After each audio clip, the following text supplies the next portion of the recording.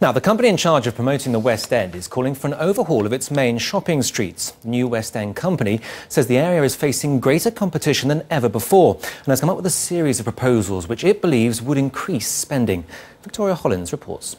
Our aims and objectives are bold. A rally cry this morning from the biggest players in the West End. They want to see a £25 million investment plan to keep this part of London competitive in what have been tough times.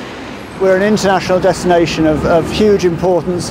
The plan really seeks to create growth, drive investment into the West End, improve the environment and crucially reduce traffic. West End businesses want more traffic-free days and a big cut in the number of buses on Oxford Street, a relaxation of Sunday trading laws, an improvement in the so-called digital presence and easier access for international, specifically Chinese shoppers. Lots and lots of buses coming is a sign that lots and lots of people are coming.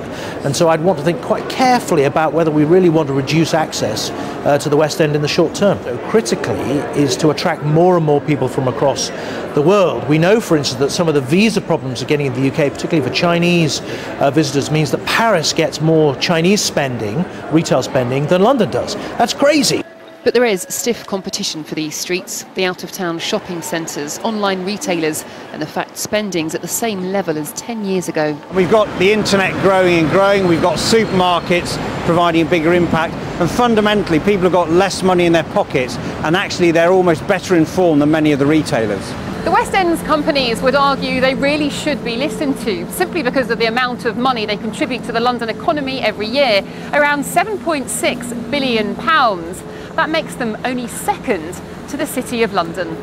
But shoppers really do have more choice than ever. So what brings them outside on a rainy, cold Wednesday morning? I like the bigger shops here because they have the full range as opposed to smaller ranges in other centres. Everybody thinks big shopping centres are the place to go, but actually coming to London and that whole shopping experience about being along Oxford Street is brilliant. If the majority of the biggest 350 shops approve the plans, some will be introduced next spring. Victoria Hollins, BBC London News.